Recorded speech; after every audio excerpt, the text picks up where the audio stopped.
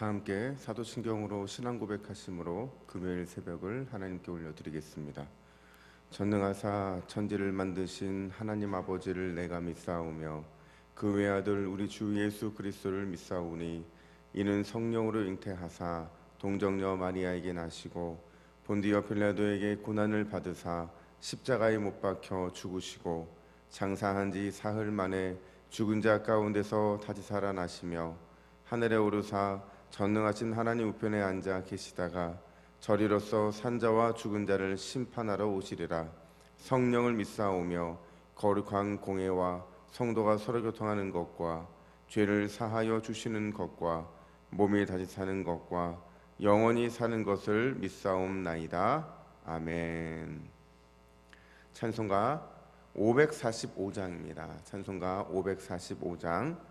이 눈에 아무 증거 아니 배어도 믿음만을 가지고서 늘 걸으며 이 귀에 아무 소리 아니 들려도 하나님의 약속 위에 서리라. 걸어가세 믿음 위에 서서 나가세 의심 버리고 걸어가세 믿음 위에 서서 눈과 귀에 아무 증거 없어도.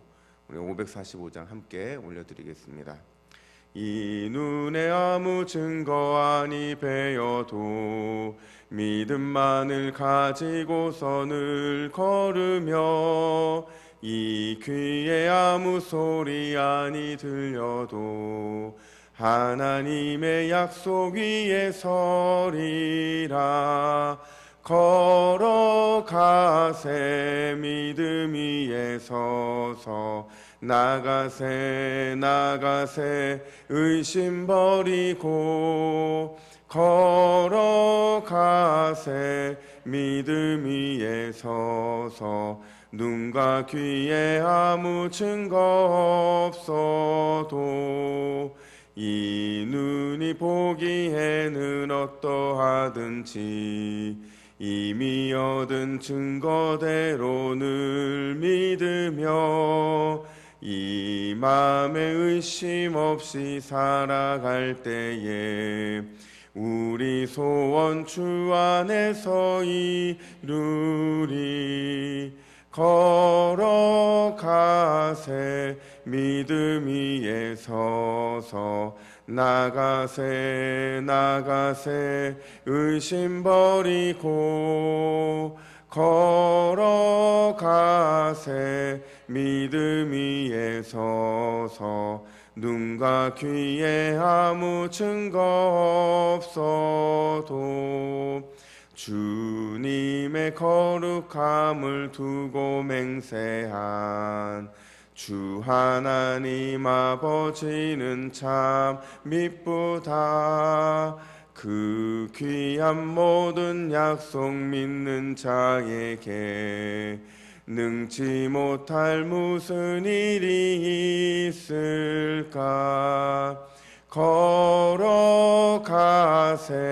믿음 위에 서서 나가세 의심 버리고 걸어가세 믿음 위에 서서 눈과 귀에 아무 증거 없어. 걸어가세 믿음 위에 서서 나가세 의심 버리고 걸어가세 믿음 위에 서서 눈과 귀에 아무 증거 없어도. 할렐루야. 믿음만을 가지고 걸어가는 저와 여러분 되기를 간절히 축복합니다. 이 시간 말씀을 보겠습니다. 이 복된 시간에 주시는 하나님의 말씀은 계속해서 누가복음 7장 18절에서 35절입니다.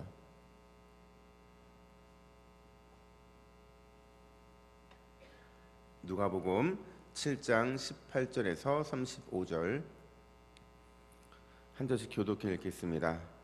요한의 제자들이 이 모든 일을 그에게 알리니 요한이 그 제자 중 둘을 불러 주께 보내어 이르되 오실 그이가 당신이오니이까 우리가 다른 일을 기다리오니이까 하라 하매 그들이 예수께 나아가 이르되 세례 요한이 우리를 보내어 당신께 여쭈어 보라고 하기를 오실 그이가 당신이오니이까 우리가 다른 일을 기다리오니이까 하더이다 하니 마침 그때에 예수께서 질병과 고통과 및 악귀 들린 자를 많이 고치시며 또 많은 맹인을 보게 하신지라.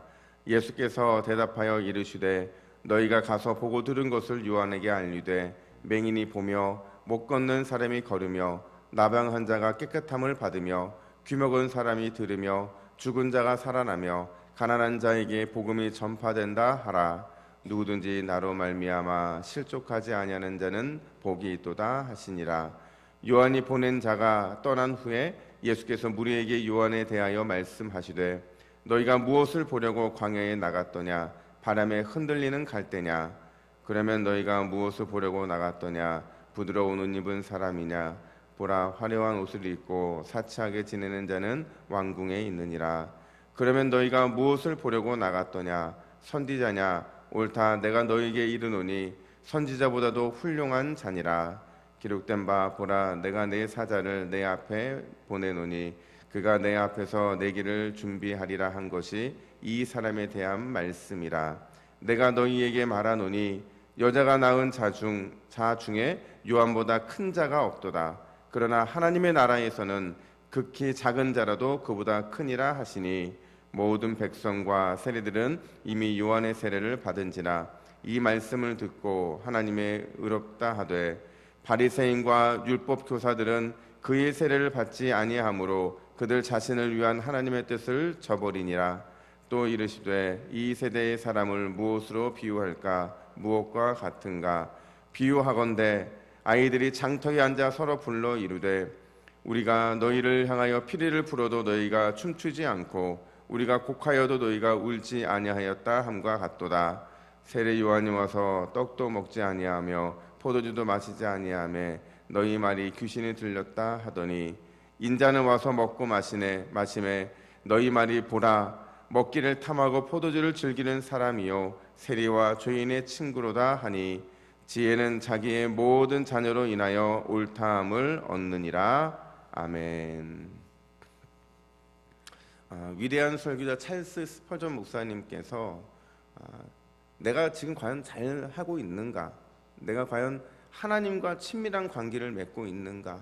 내가 하나님 앞에서 온전한 경건의 생활을 하고 있는가를 확인하기 위해서 7가지의 질문을 만들어서 매일 점검을 했다고 합니다. 그 7가지가 이것인데, 첫 번째로 기도했는가? 두 번째로 하나님 앞에 즐거워하는 모습을 보였는가? 세 번째로 감사했는가? 네 번째로 욕심을 내지는 않았는가? 다섯 번째로 두려워하지 않았는가? 여섯 번째로 내 중심에 하나님의 사랑이 있음을 느끼고 있는가? 마지막 7번째로 오늘 나의 삶을 하나님이 기쁘게 받으셨다고 자신 있게 말할 수 있는가? 근데 이 7가지 질문이 참 대단한 게요, 그가 무명일 때부터 또 그가 명설교가로 이름을 날릴 때에도 여전히 동일하게 7가지 질문을 던지면서 지금 내가 온전한 신앙생활을 하고 있는가? 아니, 목회자로서 매일 하나님 앞에서 신실한 경건의 생활을 하고 있는가를 늘 질문하는 그런 질문이었다는 거죠. 여러분들은 오늘 하루를 시작하면서 스스로에게 어떤 질문을 던지면서 이 새벽에 나오셨습니까? 저희가 오늘 읽었던 이 본문 말씀은 내용도 길고 또 내용도 참 많아요. 어느 것 하나에 어떤 포커스를 맞추기가 상당히 어려울 정도로 본문이 참 여러 가지 관점을 가지고 있는 본문인데, 중요한 것은 오늘 본문 역시도 2가지 질문으로 구성이 되어 있다는 겁니다. 하나는 세례 요한이 예수님을 향해 던졌던 질문에 대한 답, 그리고 다른 하나는 예수님이 청중들에게 던지는 질문, 그리고 그에 대한 답. 이 2가지를 통해서 오늘 본문이 우리에게 주어져 있다라는 거예요. 이 2가지 핵심 질문을 통해서 이 새벽에 우리에게 던지는 주님의 질문, 그리고 그 답을 찾는 귀한 시간이 되기를 간절히 축복합니다. 첫 번째 질문, 19절 말씀을 볼까요? 우리 19절 말씀을 같이 읽습니다. 시작. 요한이 그 제자 중 2를 불러 주께 보내어 이르되 오실 그이가 당신이오니이까 우리가 다른 일을 기다리오리까 하라 하매. 그러니까 이 질문의 의도는 그겁니다. 구약에서 오시기로 하신 그 메시아가 당신이 맞습니까? 라는 질문을 던지고 있는 거예요. 근데 여러분, 이 질문을 딱 접했을 때 어떤 느낌이 듭니까? 우리가 알았던 세례 요한은 안 같잖아요. 세례 요한이라면 예수님이 누군지 분명히 알고 있었고, 그분이 진짜 하나님의 아들이라는 사실을 확실히 믿고 있어서 그 길을 예비했다고 생각을 했는데, 오늘 이 질문을 들으면 이해가 되지 않는 것이 마치 세례 요한이 예수님이 어떤 분인지를 의심하고 있는 것처럼 보인다라는 겁니다. 특별히 요한복음 1장 29절 보니까 예수님을 향해서 세상 죄를 지고 가는 하나님의 어린 양이다라고까지 말을 했는데, 그랬던 그가 어떻게 이렇게 구약에서 오시기로 하신 분이 당신입니까? 라는 질문을 던지고 있느냐라는 겁니다. 결론부터 말씀을 드리면 요한도 흔들린 겁니다. 왜 흔들렸냐면, 많은 주석학자들이 뭐라고 얘기를 하냐면, 요한 역시도 그 시대의 사람이었기 때문에 적어도 그 시대 사람들이 가지고 있는 메시아가 어떤 분이어야 한다는 사실에 대해서 공감하고 있었던 게 있었던 거예요. 그러니까 내가 생각했던 메시아와 내가 비록 하나님의 어린 양이라고 고백했던 그 사람이 하나님의 어린 양인 게 맞지만 여전히 그것에 대한 확신은 없었던 것 같아요. 또 심지어 이사야 61장에 보면 메시아가 오면 이 매인 자들, 갇힌 자들이 노임을 받게 된다라는 말씀이 있거든요. 근데 이 말씀을 비추어 보면 자기한테는 안 맞는 거예요. 내가 지금 예수님을 전하는 것 때문에 옥에 갇혀 있는데, 그리고 그 옥에 갇혀 있는 그 자기의 모습 속에서 풀려날 기미가 보이지 않는 거예요. 진짜 메시아라면 나를 풀어줘야 되는데 왜 나에게는 이런 일이 벌어지지 않을까라는 그런 의심 속에서 요한이 의심을 하고 있는 게 맞습니다. 오늘 본문에서 요한이 보여주고 있는 이 의심의 모습은 사실 오늘을 살아가는 우리의 삶을 대변해주고 있는 거예요. 우리도 신앙생활을 하다 보면 의심이 들 때가 있잖아요. 아무리 믿음이 좋아도, 아무리 말씀이 확실하게 믿어져도 우리의 상황과 말씀이 딱 맞아떨어지면 그 상황 속에서 종종 우리는 의심을 하게 된다는 거예요.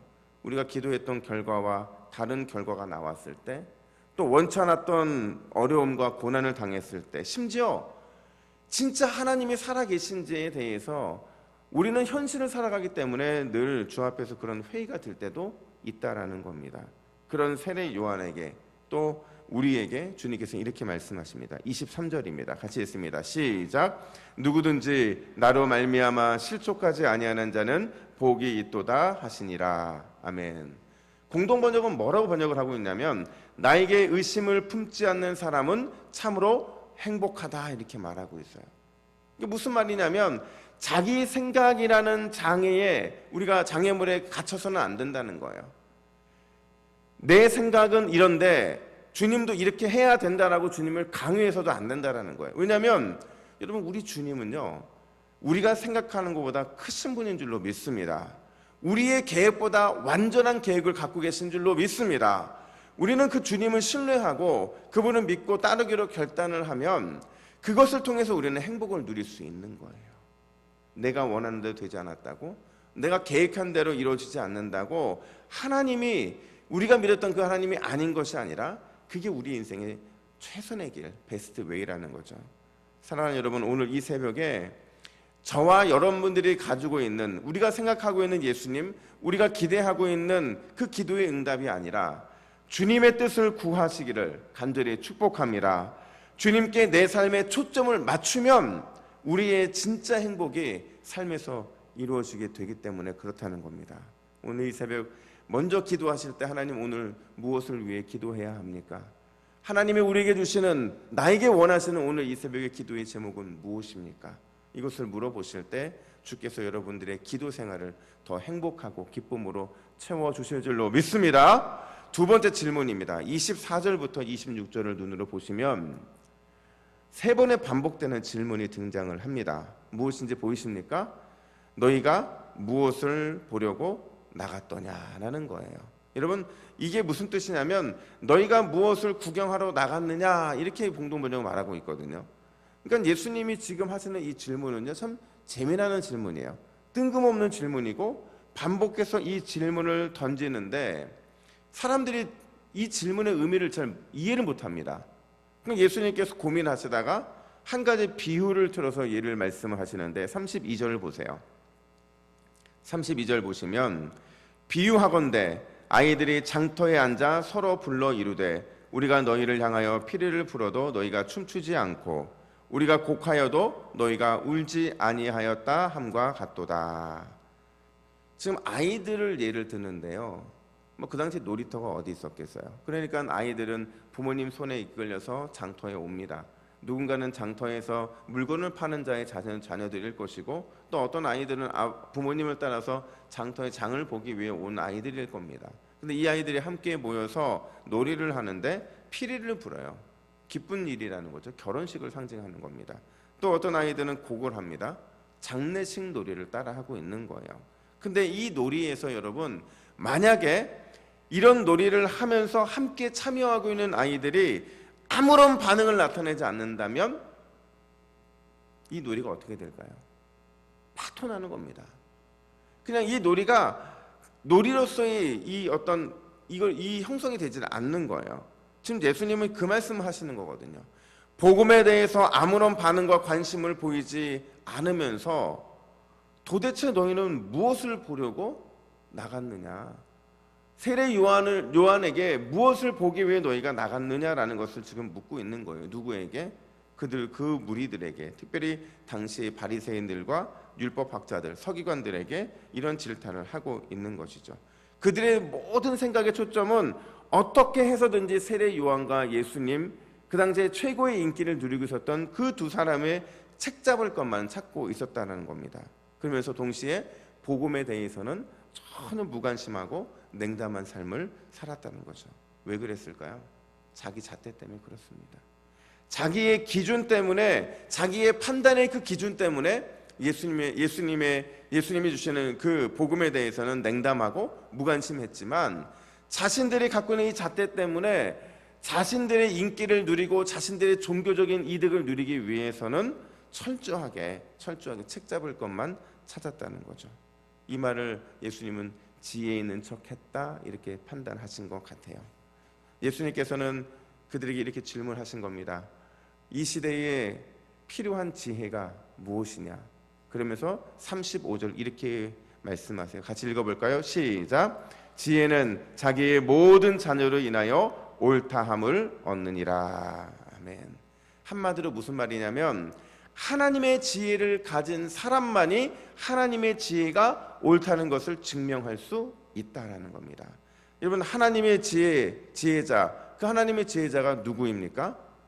쉽게 말하면 하나님의 마음과 소통할 수 있는 사람이 바로 하나님의 지혜자입니다. 하나님께서 우리가 하나님의 마음을 깨닫고 하나님과 함께 기뻐하고 그분과 함께 눈물을 흘릴 수 있는 사람이 있다고 한다면 그 사람이 진짜 지혜자라는 거예요. 가끔 여러분 기도하다 보면 내 문제도 아닌데 막 하나님의 마음을 격동시켜서 눈물을 주실 때가 있어요. 가끔 어느 때 기도하다 보면 진짜 내가 그렇게 나라를 사랑하는 사람도 아닌데 이 나라와 민족을 위해 기도하다 보면 그렇게 마음을 먹먹해질 때도 있다라는 겁니다. 이런 일들이 왜 벌어집니까? 하나님의 마음과 소통하기 때문인 줄로 믿습니다. 여러분, 우리의 기도는 내 자신의 삶에도 너무 중요해요. 저는 여러분 새벽에 나오셔서 여러분을 먼저 기도하기를 바랍니다. 여러분의 가족을 먼저 기도하기를 바라요. 하지만 그것으로 끝나서는 안 되고 내게 주님이 원하시는 기도의 분량이 채워졌다고 한다면 하나님이 원하시는 그 기도를 또 올려드릴 수 있어야 된다는 거죠. 그러려면 그분과 소통해야 될 것이고 그분이 무엇을 기뻐하시는지 그분이 무엇에 대해 눈물을 흘리시는지 우리의 관점과 초점도 거기에 맞춰져야 한다는 거예요. 오늘 비유로 말씀드리자면 주님과 함께 그 기도, 그 주님과 함께 그 신앙생활을 하면서 함께 웃고 함께 울 수 있는 그런 사람을 주님은 찾고 계신다라는 거예요.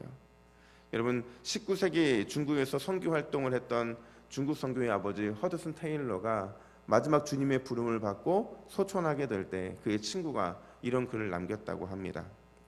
그의 삶은 평안이 무엇인지 보여주는 살아있는 교과서였다. 천국은행에서 매일의 양식을 가져다 쓰는 듯했다. 삶의 문제가 있거나 매우 심각하고 다급한 순간에도 그는 예수 그리스도의 평강을 소유했다. 그는 좀처럼 서두르거나 신경을 곤두세우거나 속으로 원통해하지 않았다. 그는 모든 명철을 뛰어넘는 평안을 알았고 그 평안이 없으면 살지 못함도 알았다. 허든 테일러가 어떻게 이런 모습으로, 이 초질관적인 모습으로 살아갈 수 있었을까? 하나님의 마음을 알았기에, 하나님과 소통할 수 있기에 가능한 일이었는 줄로 믿습니다. 여러분, 이 새벽에 우리의 기도가 하나님과 소통하는 기도가 되기를 원합니다. 하나님의 마음을 깨달아 알아 함께 웃고 주님과 함께 눈물을 흘릴 수 있는 그런 지혜자의 기도, 지혜자의 오늘 하루가 되기를 예수님의 이름으로 간절히 축복합니다. 아멘. 함께 기도하겠습니다. 하나님 아버지, 은혜와 사랑을 감사합니다. 오늘 말씀을 통해서 이 시대의 사람들이, 이 시대의 지혜자들이 자신들이 우매함도 모르고 그렇게 살아가고 있음을 보게 하시니 감사합니다. 하나님, 우리가 하나님을 알되 하나님과 소통할 수 있도록 인도하여 주시옵소서. 말씀을 통해 하나님 마음을 깨닫게 하여 주시고, 말씀을 통하여, 기도를 통하여 하나님이 원하시는 그 기쁨의 소식이 무엇인지를 깨닫는 우리 모두가 되게 하여 주시옵소서. 오늘 이 새벽에 기도할 때에 함께 하나님과 웃고 함께 하나님과 눈물을 흘릴 수 있는 그런 기도자의 자리에서 하나님과 소통하는 우리 모두의 기도가 되게 하여 주시옵소서. 감사드리며 예수님의 이름으로 기도하옵나이다. 아멘.